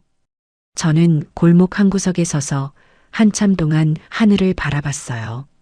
그리고 바로 그때 주머니 안의 통신 장비가 진동했습니다. 북에서 새로운 지령이 내려온 것이었어요. 별을 바라보던 눈을 내리깔며 장비를 꺼냈습니다. 암호를 해독하는 동안 손가락이 차갑게 떨리고 있었어요. 새 임무의 내용을 확인한 순간 저는 다리에 힘이 풀려 그 자리에 주저앉을 뻔했습니다. 새로운 임무는 이전과는 차원이 달랐습니다. 핵심 군사기밀의 탈취였어요. 구체적으로는 서울 인근 특정 군사기지의 방어체계 도면과 병력 배치 현황을 확보하라는 것이었습니다. 이것은 단순한 정보 수집이 아니었어요. 이 정보가 북으로 넘어가면 전쟁이 날 경우 수천, 수만 명의 목숨에 직접적인 영향을 미칠 수 있는 것이었습니다. 저는 암호문을 해독하고 나서 한참 동안 벽을 바라봤어요. 지금까지 보내온 보고서들은 대부분 일반적인 사회 동향이나 시설 외관 정보 수준이었습니다. 물론 그것도 간첩 행위이긴 했지만 이번 임무는 명백하게 사람의 목숨과 직결되는 것이었죠. 처음으로 임무 수행을 주저했습니다. 책상 서랍을 열어 독약 캡슐을 꺼내 바라봤어요. 이 캡슐을 깨물면 모든 것이 끝나겠지 라는 생각이 스쳤습니다. 하지만 그건 해결이 아니었어요. 죽으면 아무것도 해결되지 않으니까요. 저는 캡슐을 다시 서랍에 넣고 문을 닫았습니다. 그날 밤부터 악몽이 시작되었어요. 꿈속에서 저는 두 사람이었습니다. 이정수와 최진혁이 마주보고 서 있었어요. 이정수는 양복을 입고 서울의 거리에 서 있었고 최진혁은 군복을 입고 평양의 광장에 서 있었습니다. 둘 다 저였지만 서로를 알아보지 못했어요. 이정수가 손을 뻗으면 최진혁이 사라졌고 최진혁이 다가오면 이정수가 흩어졌습니다. 깨어날 때마다 이불이 땀으로 젖어 있었어요. 낮에는 이정수로서 완벽하게 행동했습니다. 회사에 출근하고 동료들과 웃고 서연과 점심을 먹고 하숙집에 돌아와 할머니와 이야기를 나눴어요. 하지만 밤이 되면 최진혁이 깨어났습니다. 암호를 쓰고 정보를 정리하고 새 임무의 실행 계획을 세워야 했어요. 두 사람 사이를 오가는 것이 점점 힘들어졌습니다. 이전에는 스위치를 켜듯 전환할 수 있었는데 이제는 경계가 흐려지고 있었어요. 회사에서 서류를 정리하다가 무의식적으로 암호 기호를 적은 적도 있었고 밤에 보고서를 쓰다가 서연의 이름을 중얼거린 적도 있었습니다. 정체성이 갈기갈기 찢어져 가고 있었어요. 서연은 제 변화를 눈치채기 시작했습니다. 얼굴색이 안 좋다고 요즘 잠을 못 자는 것 같다고 걱정했어요. 저는 괜찮다고 회사 일이 좀 바빠서 그렇다고 둘러댔습니다. 하지만 서연의 눈빛에는 단순한 걱정 이상의 것이 담겨 있었어요. 이정수 씨, 혹시 무슨 힘든 일 있으면 말해도 괜찮아요. 라고 서연이 말했을 때 저는 터질 것 같은 가슴을 억누르며 고개를 저었습니다. 말할 수 없었어요. 당신이 알고 있는 이정수는 존재하지 않는 사람이라고, 나는 당신의 나라를 파괴하러 온 간첩이라고 어떻게 말할 수 있겠습니까? 서연의 걱정이 진심이면 진심일수록 제 거짓이 더 무거워졌어요. 그 무렵 저는 매일 밤 하숙방에서 혼자 술을 마시기 시작했습니다. 소주 한 병으로 시작해서 2병이 되고 3병이 되었어요. 술에 취하면 최진혁과 이정수의 경계가 더 흐려졌지만 적어도 고통은 잠시 무뎌졌습니다. 어느 밤에는 술에 취한 채 거울 앞에 서서 제 얼굴을 들여다봤어요. 거울 속의 남자가 누구인지 알 수 없었습니다. 최진혁이었을까요? 이정수였을까요? 두 이름 모두 제 것이었지만 동시에 어느 쪽도 진짜가 아닌 것 같았어요. 저는 거울을 주먹으로 쳤습니다. 유리가 갈라지며 손등에서 피가 흘렀어요. 그 통증만이 유일하게 진짜처럼 느껴졌던 순간이었습니다. 새 임무의 기한은 석 달이었습니다. 석 달 안에 군사기밀을 확보하여 전송하라는 것이었어요. 시간이 흘러가고 있었지만 저는 아무런 행동도 취하지 못하고 있었습니다. 기밀을 탈취하는 방법을 세우지도 않았고 접근 경로를 조사하지도 않았어요. 기한이 지나면 조직이 어떻게 나올지 뻔했습니다. 제가 변절했다고 판단할 테고 그에 따른 조치가 내려올 거예요. 그 조치가 무엇인지 훈련소에서 충분히 배웠습니다. 탈락한 훈련생이 끌려가던 그 밤처럼 저도 사라지게 되는 것이었죠. 하지만 임무를 수행하는 것은 더 이상 제가 할 수 있는 일이 아니었어요. 이 정보가 넘어가면 사람이 죽는다는 것을 알면서 된장찌개를 끓여주시던 할머니가 사는 이 땅을 공격할 무기를 넘기면서 서연의 아버지 같은 사람들이 다시 한번 전쟁의 공포에 떨게 만들면서 어떻게 충성이라는 이름으로 그것을 정당화할 수 있겠습니까? 어느 새벽 악몽에서 깨어나 창문을 열었습니다. 차가운 바람이 얼굴을 때렸어요. 멀리 서울의 불빛이 반짝이고 있었습니다. 이 도시에 사는 사람들은 지금 평화롭게 잠들어 있었어요. 내일 아침이면 일어나 출근하고 아이들을 학교에 보내고 저녁에는 가족과 밥을 먹겠죠. 그 평범한 일상을 지키는 것이 제가 파괴해야 할 대상이었습니다. 저는 창틀을 잡고 서서 2년 동안 미뤄왔던 질문을 마침내 스스로에게 던졌어요. 나는 정말 이것을 원하는가? 나는 정말 이 사람들의 적인가? 라고요. 대답은 이미 정해져 있었습니다. 하지만 그 대답을 인정하는 순간 저는 조국을 배신하는 것이었고 가족을 위험에 빠뜨리는 것이었어요. 창문을 닫고 다시 침대에 누웠지만 날이 밝을 때까지 눈을 감지 못했던 겁니다. 어느 비 오는 저녁이었습니다. 퇴근 후 종로의 골목길을 걷고 있는데 누군가가 제 이름을 불렀어요. 이정수가 아니라 7번이라고요. 훈련소에서 저를 부르던 그 번호였습니다. 심장이 얼어붙었어요. 천천히 뒤를 돌아보았습니다. 빗줄기 사이로 한 남자가 서 있었어요. 가로등 불빛 아래 드러난 그 얼굴을 보는 순간 저는 숨이 멎는 줄 알았습니다. 박성호였어요. 훈련소에서 3년을 함께 보낸 제가 이 세상에서 가장 신뢰했던 동지 박성호가 서울의 빗속에 서 있었던 겁니다. 성호의 얼굴은 3년 전과 달라져 있었어요. 볼이 움푹 패여 있었고 눈 아래에 짙은 그림자가 드리워져 있었습니다. 하지만 눈빛은 여전히 날카로웠어요. 아니, 이전보다 더 차가워져 있었습니다. 성호가 입을 열었어요. 조직이 자네를 의심하고 있다고 직접 확인하러 왔다고요. 저는 그 말의 무게를 즉시 이해했습니다. 성호는 동지가 아니었어요. 감시자였습니다. 조직이 제 충성심을 의심하여 보낸 밀사였던 거예요. 3년간 나란히 누워 꿈을 나누던 그 사람이, 제가 살아서 돌아오자는 약속을 나눈 그 사람이 저를 감시하기 위해 파견된 것이었습니다. 좁은 골목에서 우리는 빗속에 마주선 채 한참 동안 말이 없었어요. 비가 양복을 적시고 머리카락을 타고 얼굴로 흘러내렸지만 어느 쪽도 비를 피하려 하지 않았습니다. 성우가 먼저 다시 입을 열었어요.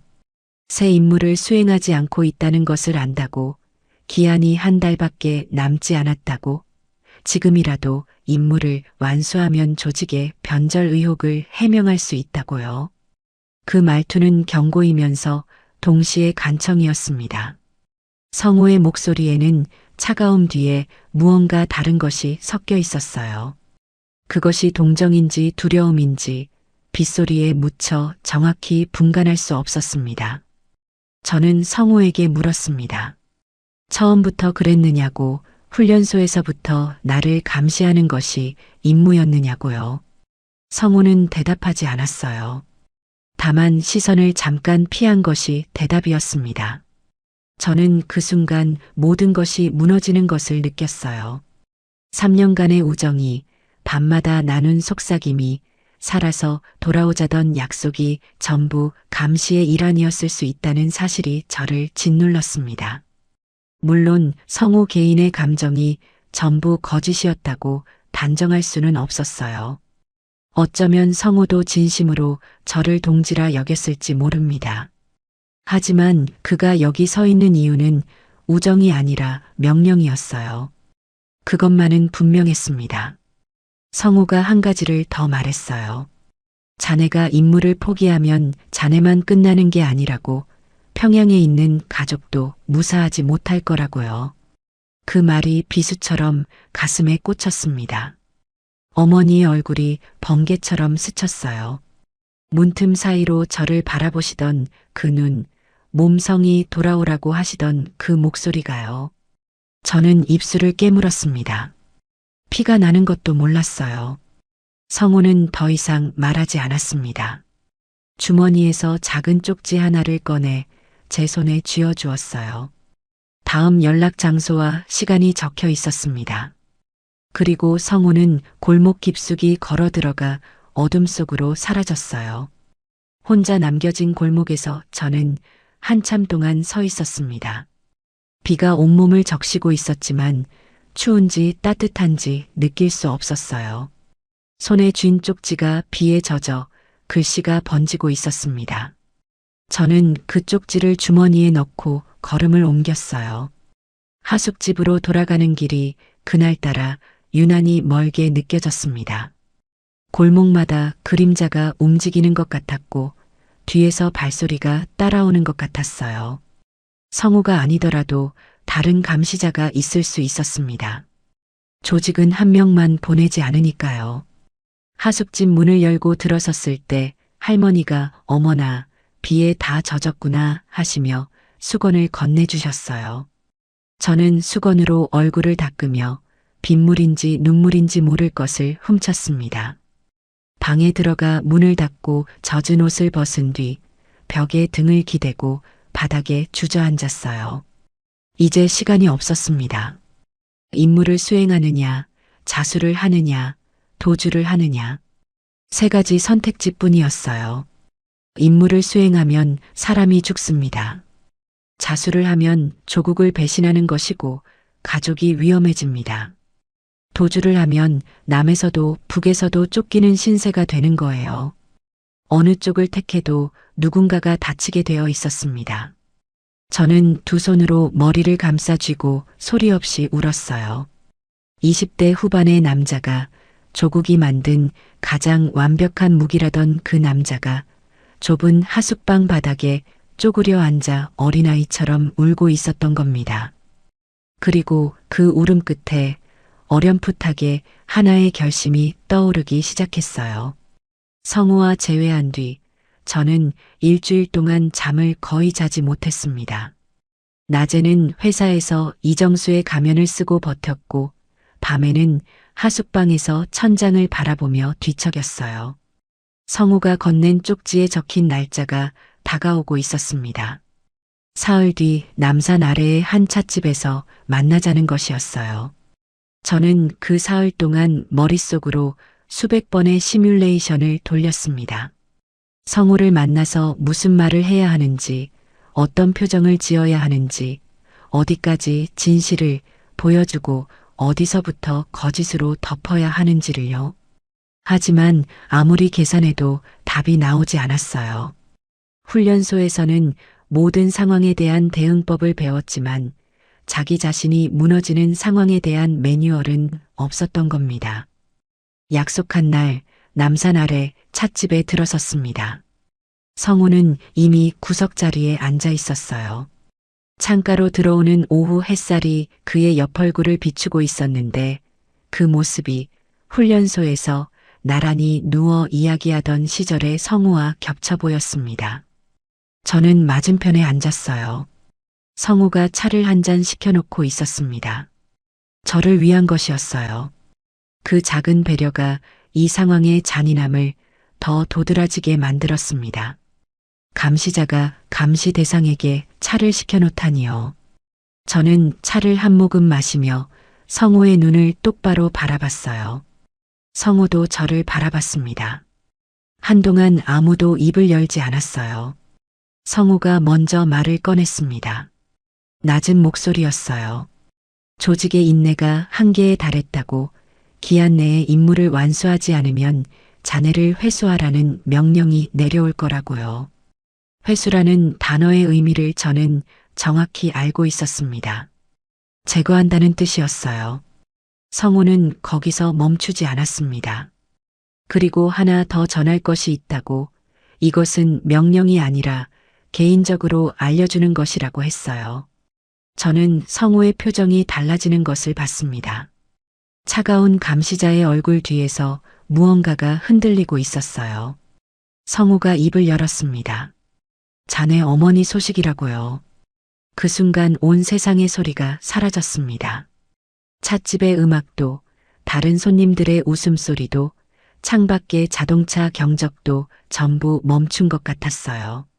성우가 말했습니다. 어머니가 편찮으시다고, 올해 들어 몸이 많이 안 좋아지셨다고요. 병원에 가셔야 하는데 배급이 끊긴 지 오래라 약을 구할 수 없는 상태라고 했어요. 저는 찻잔을 든 손이 떨리는 것을 멈출 수 없었습니다. 어머니가 아프시다는 말이 귀를 통과해서 심장에 직접 꽂혔어요. 문틈 사이로 저를 바라보시던 그 얼굴이, 몸 성이 돌아와야 한다던 그 목소리가 머릿속을 가득 채웠습니다. 성우는 거기서 그치지 않았어요. 더 힘든 이야기가 남아 있었습니다. 자네 아버지 이야기도 해야 한다고, 아버지가 돌아가신 것은 알고 있지 않느냐고 물었어요. 저는 고개를 끄덕였습니다. 아버지는 제가 훈련소에 있을 때 돌아가셨으니까요. 하지만 성우가 전한 것은 제가 알고 있던 것과 달랐어요. 아버지의 사인이 전쟁 후유증이 아니었다고 했습니다. 아버지가 당 내부에서 비판을 받고 계셨다고, 아들이 대남공작원으로 선발된 이후 오히려 감시가 강화되었다고요. 공작원의 가족은 인질이나 다름없었던 겁니다. 아버지는 그 압박 속에서 건강이 급격히 악화되셨고 제대로 된 치료 한번 받지 못한 채 돌아가셨다고 했어요. 저는 찻잔을 내려놓았습니다. 손이 너무 떨려서 더 이상 들고 있을 수 없었어요. 아버지가 저 때문에 돌아가신 것이었습니다. 아니, 정확히 말하면 조국이라는 것이 제가 목숨을 바쳐 충성하겠다고 맹세한 그 체제가 충성의 대가로 아버지를 죽인 것이었어요. 훈장을 주고 영웅이라 부르고 아들을 무기로 만들어 놓고 그 아버지를 감시하고 압박하여 죽게 만든 것이었습니다. 거실벽에 걸린 훈장이 떠올랐어요. 그 금빛 테두리가, 수령님 옆에 선 아버지의 경례 사진이, 그 모든 것이 거짓이었다는 생각에 속이 뒤집어지는 것 같았습니다. 성우가 조용히 덧붙였어요. 지금 어머니와 여동생이 평양에 있는데 자네의 임무 성과에 따라 그분들의 처우가 결정된다고요. 임무를 성공적으로 마치면 가족이 보호받을 것이고 실패하거나 변절하면 가족에게 그 책임이 돌아간다는 뜻이었습니다. 연좌제였어요. 제가 내리는 결정이 곧 어머니와 여동생의 운명이었습니다. 저는 성우를 바라봤어요. 성우의 눈에도 무언가가 맺혀 있었습니다. 그것이 눈물이었는지 확신할 수 없었지만 적어도 그 순간의 성우는 감시자가 아니라 한 명의 인간으로 저 앞에 앉아 있는 것처럼 보였어요. 성우가 마지막으로 말했습니다. 돌아오라고, 임무를 마치고 돌아오면 모든 것이 해결된다고요. 조국은 자네를 영웅으로 맞이할 것이고 어머니도 치료를 받으실 수 있을 것이라고요. 저는 아무 대답도 하지 못했습니다. 돌아간다는 것은 이 정보를 넘긴다는 뜻이었어요. 사람이 죽을 수 있는 정보를요. 하숙집 할머니가 사는 땅, 서연이 웃으며 걷는 거리, 동료들이 자유롭게 말하는 그 세상을 위험에 빠뜨리는 것이었습니다. 하지만 돌아가지 않으면 어머니가 죽을 수도 있었어요. 여동생이 수용소에 끌려갈 수도 있었습니다. 저는 찻집을 나오며 하늘을 올려다봤습니다. 구름 한 점 없는 맑은 하늘이었어요. 그 맑은 하늘이 그날따라 그렇게 잔인하게 느껴질 수가 없었습니다. 하숙집으로 돌아와 방문을 닫고 바닥에 주저앉았어요. 서랍을 열어 독약 캡슐을 꺼냈습니다. 작고 투명한 유리알이 손바닥 위에서 빛나고 있었어요. 이것을 깨물면 30초면 끝난다고 했습니다. 모든 고통이, 모든 갈등이, 모든 거짓이 30초 만에 사라지는 거예요. 저는 캡슐을 입술 가까이 가져갔습니다. 하지만 깨물지 못했어요. 어머니의 목소리가 들렸기 때문입니다. 몸성이 돌아와야 한다고 꼭이라고 하시던 그 목소리가요. 죽으면 어머니를 구할 수 있는 가능성마저 사라지는 것이었습니다. 저는 캡슐을 다시 서랍에 넣었어요. 그리고 두 무릎을 끌어안고 소리 없이 울었습니다.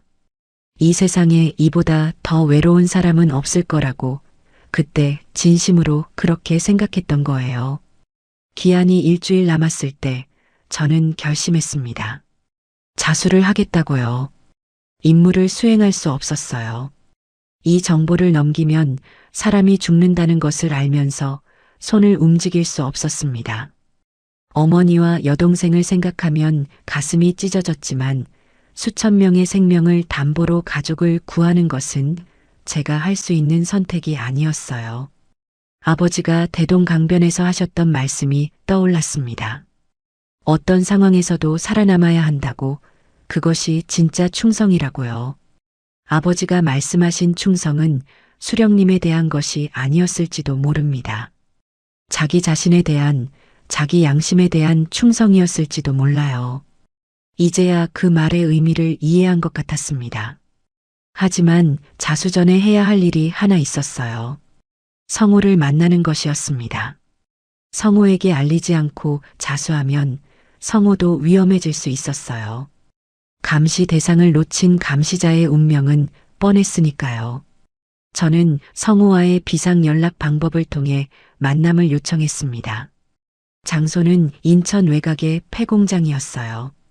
밤 11시 비가 내리고 있었습니다. 그해 가을의 비는 유난히 차가웠어요. 폐공장에 도착했을 때 성호는 이미 안에 있었습니다.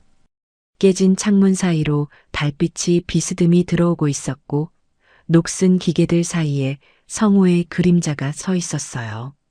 저는 안으로 들어서며 성호의 이름을 불렀습니다. 성호가 돌아봤어요. 그리고 그의 손에 들린 것을 보는 순간 저도 본능적으로 허리춤의 권총에 손이 갔습니다. 성호가 총을 들고 있었어요. 아직 겨누지는 않았지만 손가락이 방아쇠에 걸려 있었습니다. 저도 총을 뽑아 들었어요. 두 사람이 폐공장 한가운데서 총을 든 채 마주 섰습니다. 성호가 말했어요. 알고 있다고, 자네가 무슨 결심을 했는지 안다고요. 감시자니까 당연했습니다. 제 행동 하나하나를 지켜보고 있었을 테니까요. 성호의 목소리가 떨리고 있었어요. 돌아가자고, 지금이라도 함께 돌아가면 된다고 했습니다. 임무 실패는 제가 덮어줄 테니까, 조직에 적당히 보고를 올릴 테니까, 제발 자수만은 하지 말라고요. 저는 총을 든 채 성호의 눈을 바라봤습니다. 성호의 눈에 눈물이 고여 있었어요. 감시자의 눈이 아니었습니다.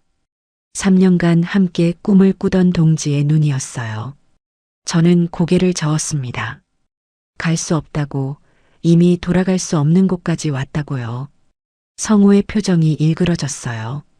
총을 든 손이 부들부들 떨리고 있었습니다. 조직의 명령이라면 저를 쏴야 했어요. 변절자를 제거하는 것이 감시자의 최종 임무였으니까요. 하지만 성호는 방아쇠를 당기지 못했습니다. 저도 마찬가지였어요. 3년간 밤마다 나란히 누워 이야기를 나눈 사람을, 어머니에게 좋은 집을 사드리고 싶다고 말하던 그 사람을 어떻게 쏠 수 있겠습니까? 우리 둘은 총을 겨눈 채 서로를 바라보며 울고 있었습니다. 폐공장에 깨진 천장으로 빗물이 떨어지고 녹슨 기계 사이로 바람이 울부짖었어요. 성우가 총을 내렸습니다. 천천히, 마치 온 힘을 다해 팔을 움직이는 것처럼 느리게요. 그리고 한 발짝 뒤로 물러섰어요. 저는 성우를 바라보며 총을 내렸습니다. 성우가 입을 열었어요. 목소리가 갈라져 있었습니다. 30분을 줄 테니 사라지라고, 30분 뒤에 조직에 보고를 올리겠다고요. 그 30분이 성우가 저에게 줄 수 있는 마지막 우정이었습니다. 저는 고맙다는 말을 하려 했지만 목구멍이 막혀 소리가 나오지 않았어요. 성우가 등을 돌리며 마지막 말을 남겼습니다. 평양에서 자네 침대 옆에 누워 나눈 이야기들은 전부 진심이었다고, 그것만은 믿어달라고요. 저는 성우의 등을 바라보며 울음을 삼켰습니다. 성우의 어깨가 미세하게 떨리고 있었어요. 그도 울고 있었던 겁니다. 성우가 폐공장의 어둠 속으로 걸어 들어갔습니다. 발소리가 점점 멀어지다가 빗소리에 묻혀 사라졌어요. 저는 그 자리에 한참 동안 서 있었습니다. 이것이 성우를 보는 마지막이 될 거라는 것을 알고 있었어요. 성우가 조직에 보고를 올리면 성우 자신도 무사하지 못할 수 있었습니다. 감시 대상을 놓아준 감시자에게 조직이 관대할 리 없었으니까요. 폐공장을 나서며 시계를 봤습니다. 30분이 시작되고 있었어요. 저는 뛰기 시작했습니다. 비에 젖은 도로 위를 미끄러지듯 달렸어요. 이 30분 안에 제 인생의 모든 것이 결정되는 것이었습니다. 뛰면서 생각했어요. 성우 미안하다고, 그리고 고맙다고요. 자네가 준 30분으로 나는 자유를 향해 달려가겠다고, 하지만 그 자유의 값을 평생 갚으며 살겠다고요. 빗줄기가 얼굴을 때렸지만 멈추지 않았습니다. 다리가 풀려도 멈추지 않았어요. 서울의 밤거리를 관통하며 저는 한 곳을 향해 달리고 있었습니다. 중앙정보부, 지금은 국가안전기획부라 불리는 그곳을요. 국가안전기획부 정문에 도착했을 때 성우가 준 30분 중 25분이 지나 있었습니다. 비에 젖은 양복에서 물이 뚝뚝 떨어지고 있었고 숨이 터질 것 같았어요. 정문에는 무장한 경비병들이 서 있었습니다. 저는 두 손을 머리 위로 올렸어요. 경비병들이 즉시 총을 겨눴습니다. 저는 떨리는 목소리로 말했어요. 저는 북한에서 온 대남 공작원이며 자수하러 왔다고요. 경비병들의 표정이 변했습니다. 한 명이 무전을 치고 나머지가 저를 에워쌌어요. 저는 움직이지 않았습니다. 두 손을 높이 든 채 빗속에 서서 그들이 다가오는 것을 기다렸어요. 총구가 제 가슴을 겨누고 있었지만 이상하게도 두렵지 않았습니다. 오히려 오랫동안 짊어지고 있던 무거운 짐을 내려놓는 것 같은 기분이었어요. 건물 안으로 끌려 들어간 뒤 모든 것이 빠르게 진행되었습니다. 소지품 검사에서 위조 신분증, 암호 해독 도구, 비밀통신 장비 부품, 그리고 독약 캡슐이 발견되었어요. 캡슐을 압수하는 요원의 손을 보면서 생각했습니다. 조국이 준 마지막 선물을 끝내 사용하지 않았다고요. 그것이 배신인지 용기인지 저도 알 수 없었습니다. 저는 콘크리트 벽으로 둘러싸인 지하 조사실로 끌려갔어요. 형광등 불빛이 눈을 찔렀고 쇠의자가 차가웠습니다. 맞은편에 3명의 조사관이 앉았어요. 그리고 길고 긴 신문이 시작되었습니다. 처음에는 저를 믿지 않았어요. 자수한 간첩이라는 것 자체가 드문 일이었으니까요. 혹시 이중 간첩이 아니냐고, 나만의 정보기관에 침투하기 위한 공작이 아니냐고 반복해서 추궁했습니다. 저는 같은 말을 수십 번 되풀이했어요. 진심으로 자수한 것이라고, 더 이상 조국의 명령을 수행할 수 없었다고요. 조사관들은 제 말 한마디 한마디를 기록하고 교차 검증하고 다시 처음부터 물었습니다. 밤새 잠을 재우지 않는 날도 있었고 하루에 물 한 잔만 주는 날도 있었어요. 그것이 그들의 방식이었습니다. 저를 극한까지 몰아서 진실이 나오는지 확인하려는 것이었죠. 신문은 수주간 이어졌습니다. 저는 알고 있는 모든 것을 말했어요. 훈련소의 위치와 구조, 훈련 과정의 세부 내용, 침투 경로와 방법, 나만 내 연락망과 비밀 통신 주파수, 가리고 저 외에 난파된 다른 공작원들에 대해 아는 것까지요. 하나하나 털어놓을 때마다 가슴 한편이 무너져 내리는 것 같았습니다. 이 정보가 넘어가면 성우도 위험해질 수 있었어요. 훈련소의 동기들도 교관들도 영향을 받을 수 있었습니다. 저는 사람을 살리기 위해 자수했지만 동시에 다른 사람들을 위험에 빠뜨리고 있는 것이었어요. 어떤 선택도 깨끗할 수 없었습니다. 모든 선택에는 피가 묻어 있었어요. 조사가 어느 정도 마무리된 뒤 저는 안전가옥으로 옮겨졌습니다. 외부와 완전히 차단된 작은 아파트였어요. 창문에는 철창이 달려 있었고 문 앞에는 24시간 감시요원이 배치되어 있었습니다. 자유를 택했지만 자유롭지 않은 상태였어요. 하루 종일 할 일이 없었습니다. 책 몇 권이 주어졌지만 글자가 눈에 들어오지 않았어요. 밤마다 어머니 꿈을 꿨습니다. 어머니가 저를 부르시는데 제가 달려가도 닿지 않는 꿈이었어요. 깨어나면 베개가 젖어 있었습니다. 자수한 뒤로 가장 힘들었던 것은 기다림이었습니다. 제 처우가 어떻게 결정될지, 신분이 어떻게 정리될지, 그리고 무엇보다 북에 남은 가족에게 어떤 일이 벌어지고 있는지를 모른다는 것이었어요.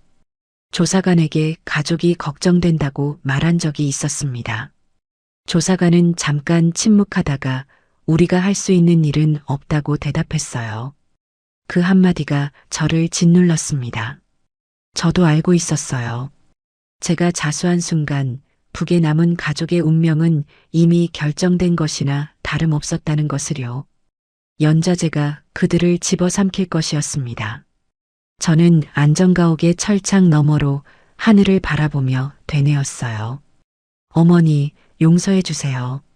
아들이 용서받을 수 없는 일을 저질렀습니다. 라고요.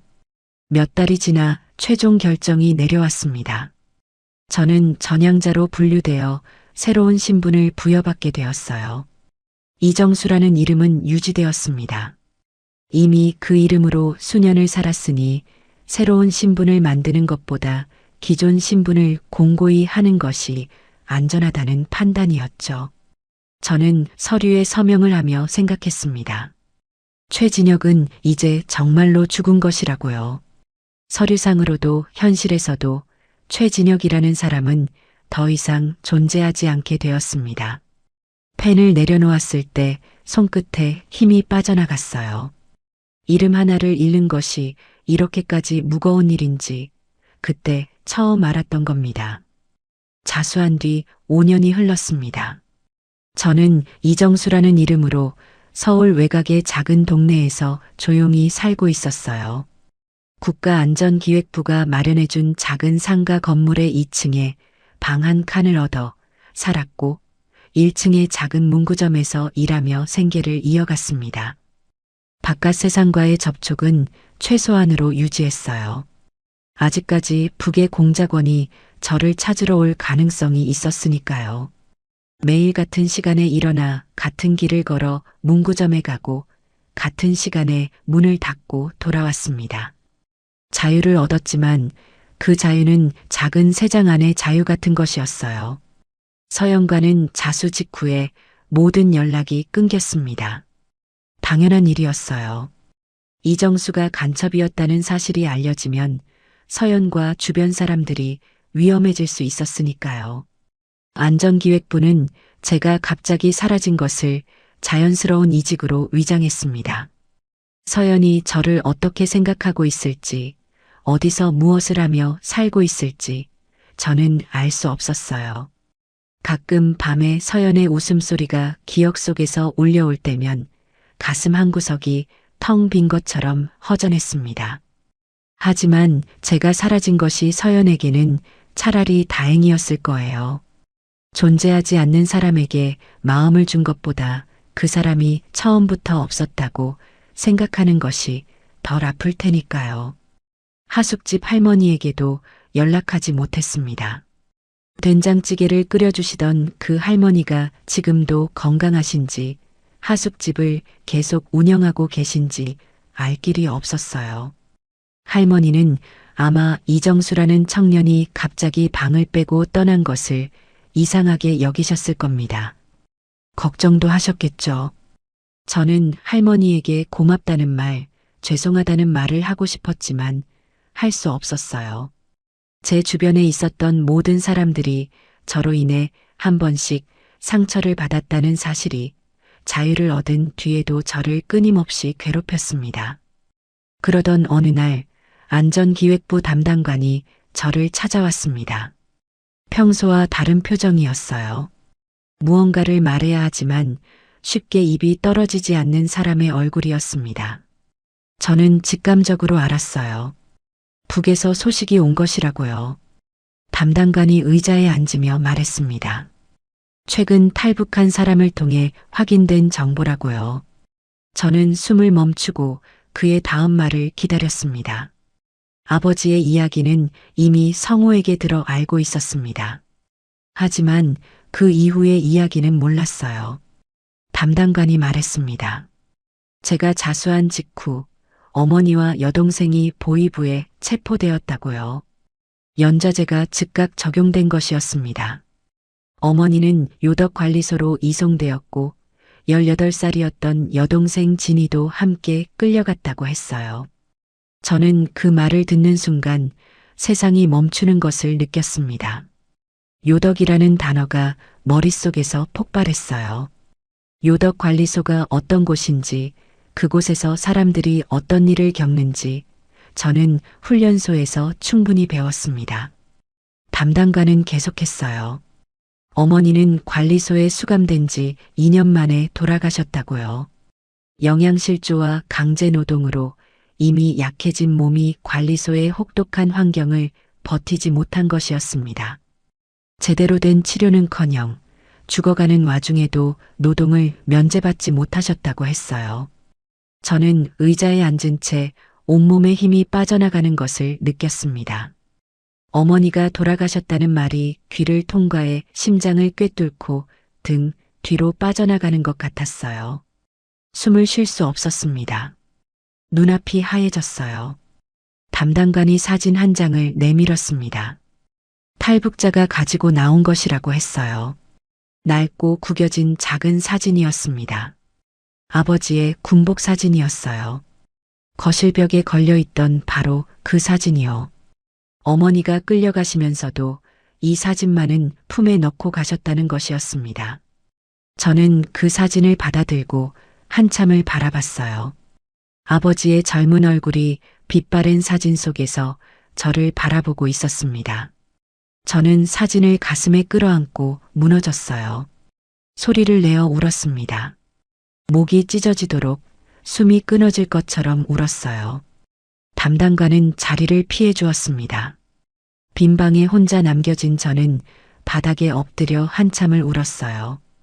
여동생 진이의 행방은 확인되지 않았습니다. 관리소에 함께 수감되었다는 것까지는 확인되었지만 그 이후의 기록은 없었어요. 살아있는지 아닌지조차 알 수 없었습니다. 저는 담당관에게 물었어요. 진이를 찾을 방법이 없느냐고요. 담당관은 고개를 저었습니다. 저는 두 주먹을 불끈 쥐었어요. 제가 자수한 대가가 이것이었습니다. 자유를 택한 대가가 어머니의 목숨이었고 여동생의 행방불명이었어요. 제가 하숙집에서 된장찌개를 먹으며 고민하는 동안 어머니는 관리소에서 굶주리며 죽어가고 계셨던 겁니다. 제가 서연과 웃으며 걷는 동안 여동생은 어딘가에서 끌려다니고 있었던 거예요. 그 사실이 평생 저를 따라다닐 업보라는 것을 그날 저는 온몸으로 깨달았습니다. 수십 년의 세월이 흘렀습니다. 저는 이정수라는 이름으로 반평생을 살아왔어요. 머리카락은 허옇게 새었고 얼굴에는 깊은 주름이 패였습니다. 문구점은 오래전에 정리했고 지금은 서울 외곽의 작은 임대 아파트에서 혼자 살고 있어요. 크지도 작지도 않은 조용한 삶이었습니다. 바깥에서 보면 평범한 노인의 일상이었겠지만 이 평범함의 밑바닥에는 한 번도 마른 적 없는 눈물이 고여 있었어요. 매년 추석이 되면 저는 같은 일을 합니다. 파주의 한 야산에 올라요.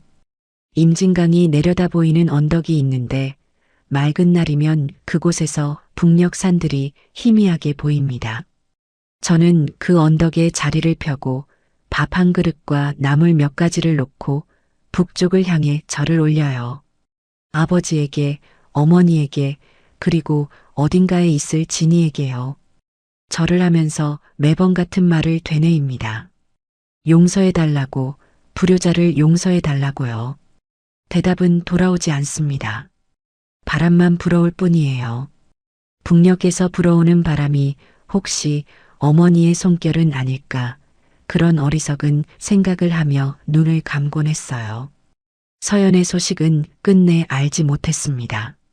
수십 년이 지났으니 지금쯤 어딘가에서 좋은 사람을 만나 가정을 이루고 행복하게 살고 있기를, 그것만을 바랐어요.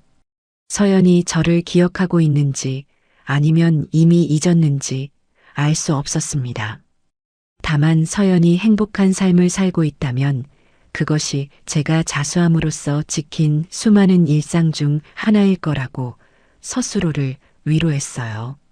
하숙집 할머니는 아마 이미 이 세상 분이 아니실 거예요. 그 할머니의 된장찌개 맛은 아직도 혀끝에 남아 있습니다.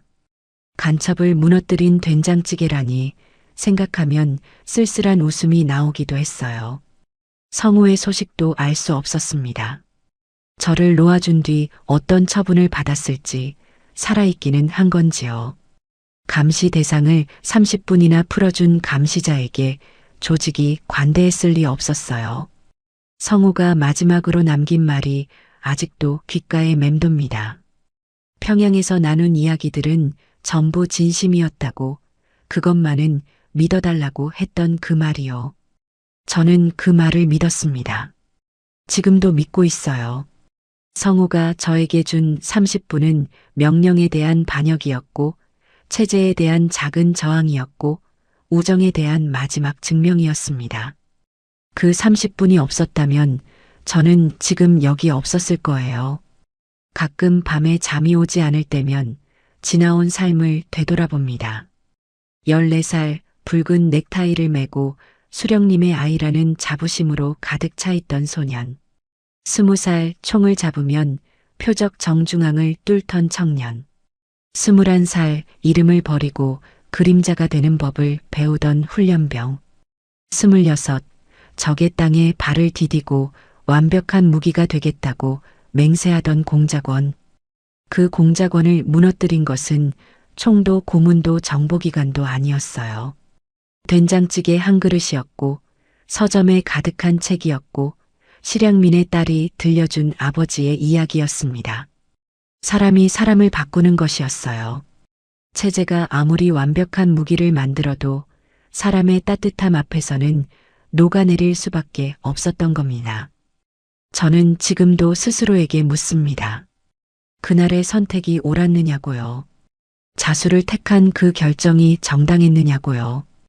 어머니의 목숨, 여동생의 행방, 성우의 운명, 그 모든 것을 대가로 치르고 얻은 자유가 과연 값어치가 있는 것이냐고요.